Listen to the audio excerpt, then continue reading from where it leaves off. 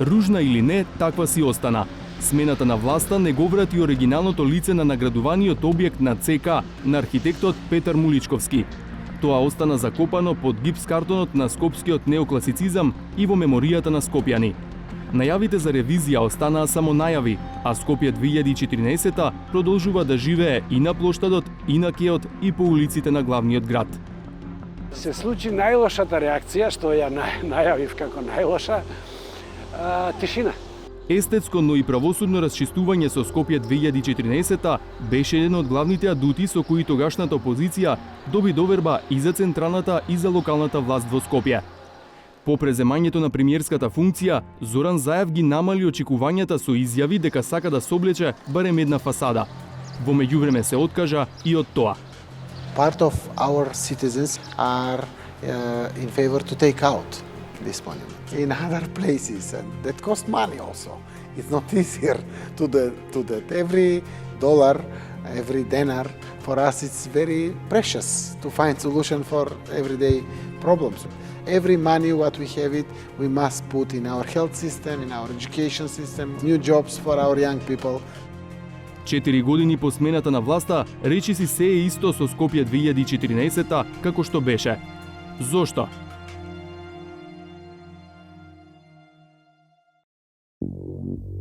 Почитувани, продолжуваме со обелоденување на уште еден сегмент во најголемиот криминал во историјата на Македонија, направен преку проектот Скопје 2014 година. Јавното обвинителство се уште молчи за ревизорскиот извештај во кој се констатирани незаконски потрошени 58 милиони евра за Скопје 2014.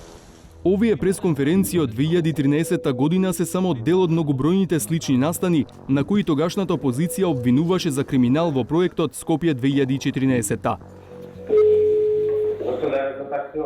Дебатата ги надмина политичките рамки кога СДСМ ги презентираше така наречените бомби, кои потоа станаа докази во судска постапка.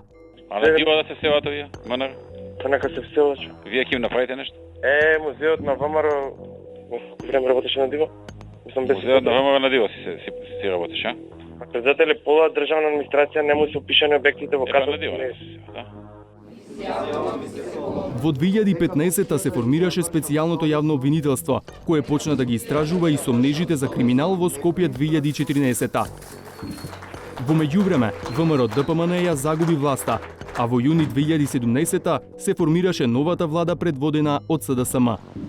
За проектот што требаше да чини 80, а сметката стигна до 700 милиони евра, имаше повеќе постапки кои ги презеде СЈ. Обвинителот Љубомир Лапе во интервју од април 2018 година вели дека предметот е обемен, дека на него работат повеќе обвинители и дека тој е во рана фаза. Во предметот што бил во Скопското обвинителство има превземено некои действија, меѓутоа понатака беше проследен до финансиската полиција, каде што откако го проледов предметот таму, утврдивме дека од 2015 година ништо не е превземено. Затоа е известен директорот на финансиска полиција. Во предметот во организиран криминал што беше, има нешто превземено, меѓутоа многу малку. Неколку месеци подоцна за предметот јавно говореше и специјалната обвинителка. Меѓу редови, најави отворање истражна постапка.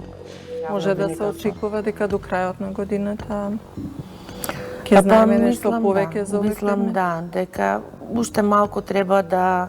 Па најверојатно мислам да. Речиси 3 години подоцна, предметот за Скопје 2014 повторно е во редовното обвинителство и се уште е во почетната фаза на предистрага. Обемноста на прибраниот доказен материјал и потребата за негово детално проучување од страна на обвинителите кои ги имаат преземено предметите, оневозможува во моментов со сигурност да ве информираме кој од овие предмети ќе продолжи со истражна постапка. Меѓу ретките предмети поврзани со Скопје 2014 во судска постапка е тендери. Прво обвинета е екс-министерката за култура Елизабета Канчевска-Милевска, бидејќи наложила на фирмата Бетон Штип да изведува градежни работи на музеот на ВМРО пред да се спроведе јавна набавка, а како основа бил искористен претходен тендер што го добила фирмата. За предметот што пред 4 години влезе во судска процедура, се уште нема ниту првостепена пресуда. Предметот од обвинителството означен како тендер е во фаза на доказна постапка, односно сослушување на вештото лице по предлог на одбраната. Последната главна расправа е одржана на 4 јуни 2021 година и продолжува на 15 јуни 2021 година.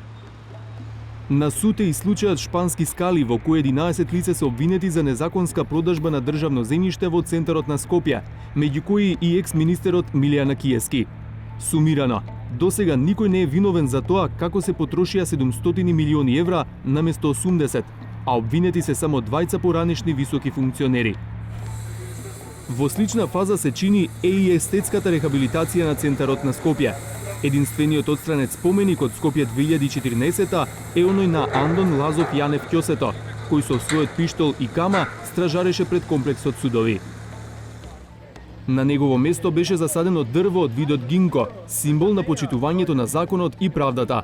Дрвото е германска донација, а на символичниот чин учествуваа германскиот министер за Европа Михаел Рот, тогашниот германски амбасадор во земјава и градоначалникот на Скопје Петре Шилегов. Судството да биде независно и ослободено од политичка контрола. Символичното дрво и денес расте пред судовите, но критиките за проектот Скопје 2014 не се задржуваа само на еден споменик. На хартија сите споменици од Скопје 2014 се од така наречено локално значење, во рангот на обична биста. Таков споменик е и триумфалната порта, која бидејќи очигледно е објект, практично е дивоградба. Сепак, сите се на своите места. Градот и понатаму го красат фасадите залепени на стари згради, и тоа само кон страната што е видлива за минувачите. За волја на вистината, запре изградбата на незавршените фасади, па зградите Евана или Пелагонија веќе неколку години стојат голи. За проблемите со квалитетот на објектите од Скопје 2014 веќе и не се зборува, и во нив си функционираат разни државни институции. А требаше да биде поинаку. Во 2017 година Министерството за култура формираше работна група од 5 члена, начело со професорот Мирослав Грчев. По изготвените елаборати, групата упати препораки до институциите во кои меѓу другото се сугерира отстранување на споменикот Воин на конј, Порта Македонија и недоизградениот споменик Мајка Тереза. Се случи најлошата реакција, што ја најавив како најлоша, тишина. Според професорот Грчев, работната група што ја координираше повеќе не е активна поради институционалната незаинтересираност. Групата практично прекина да биде активна веќе летото пред да почне пандемијата, затоа што не најде принцип на никаков интерес ниту од Министерството, ниту од другите органи кои што треба и по закон се должни да постапуваат по кривични дела и големи национални штети, каква што е така наречениот проект Скопје 2014. Грчев вели дека општеството е оставено да се навикнува на градбите и спомениците, што за него не е прифатливо ниту од законски, ниту од културолошки, ниту од социолошки аспект. Се појавуваат наеднаш приоритети на кои што политичарите реагираат како на свежи пожари, кои што трчаат да ги гасат и забораваат на нешто што во политичката перцепција често пати и се уште гледам се пренебрегнува. Најголем дел од спомениците од Скопје 2014 ги постави општината Центар, кога со неа раководеше Владимир Тодоровиќ. Актуелниот градоначалник Саша Богдановиќ го прашавме што презеле тие во врска со контроверзниот проект. Тоа што е изградено, вели, не може да се менува додека не завршат правните постапки. Се уште работат на деталниот урбанистички план со кој се тежнее да се отстрани се што не започнало да се гради. Ако направите било каква грешка во чекори, може да платите сума, бидејќи огромна сума и штета, бидејќи се направени, односно се потрошени огромни средства, можеби најчесто и државни пари, а ќе испаднете вие виновни за нешто што некој друг уствари бил крив или бил виновен тоа да го направи, затоа тоа треба го терате по други судски постапки. Така да кога ќе се донесе новиот план, ако биде така како што сме го замислили и планираме, тогаш најголемиот дел од објектите кои што не се започнати ќе бидат отстранети, односно избришани. Меѓу предметите за кои чекаат правна разврска, Богдановиќ ги набројува мостот Око, Шпанските скали, Офицерскиот дом и други. За него само судската пресуда е вистинскиот пат за докажување каква штета е направена и колку пари треба да се вратат. Најгласен критичар на Скопје 2014 од актуелните функционери беше Петре Шилегов. Последните дождови покажаа дека перилницата за пари на Никола Груевски, Скопје 2014 станува реална опасност по безбедноста на граѓаните на Скопје. Набрзо доаѓа денот кога секој ќе мора да се соочи со одговорност за своите постапки. После 11 декември доаѓа нова влада на која приоритет ќе бидат здравјето, сигурноста и безбедноста на граѓаните, а сите оние кои што се огрешиле пред законот ќе одговараат. 5 години подоцна, како градоначелник на Скопје, Шилегов смета дека институцијата што ја води е најпроактивна за Скопје 2014. Подсетува дека тој го отстранил ќосето, ја запрел изградбата на панорамското тркало и се обидува да ги отстрани галиите од реката Вардар, за што се чека судска одлука. Но Шилегов вели дека други се плашат од порадикални чекори. Склон сум дури на тоа да ако е потребно донесеме посебен закон во собрание. Да зазееме определен став што би направиле со тие работи, што би направиле со активните договори, законски да биде регулирана таа проблематика за да нема субјективни стравови ако се подпишат определени одлуки да не се сноси можеби одговорност. Мислам дека тука всушност кошницата кај раководителите на институциите има страв дека можеби со носење некоја таква одлука би дошло до некаква контраверза која што понатаму можеби би била, не знам, предмет на прогон во случај на промена на власта. Шилегов поддржува идеја за изградба на така наречен мементо парк, во кој би се сместиле сите отстранети споменици од локациите на кои ги има премногу. Тоа би било и сведоштво за времето во кое биле изградени. За дел од објектите и спомениците надлежно е Министерството за култура. Иако тоа е институцијата што ја формираше работната група што го анализираше проектот, министерката Ирена Стефоска вели дека едно е да дадете стручно мислење, друго е да терате процес. Со стапнување на функцијата што увидов? Дека има толку многу правни јазли и јазови кои се уште не се разрешени. Значи едно чудо бирократски и правни лавиринти кои што се разрешуваат од, така да кажам, и трајат долго, за жал.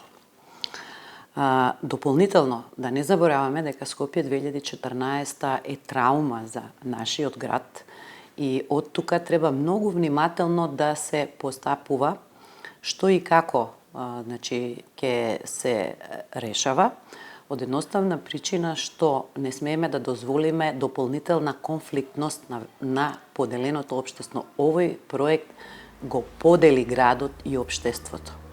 И Стефоска е поддржувач на идејата за поместување на дел од спомениците во Мементо парк. Планира и да го реафирмира проектот Ослободување на просторот, создаден од 4 тима млади архитекти со поддршка од Министерството. Со него земјава во 2018 година учествуваше на Биеналето за архитектура во Венеција. Ги опфаќа објектот на владата, платото пред Македонска опера и балет со кеот на Вардар, стоковната куќа на плоштад Македонија, објектите на Пошта и Мепсо.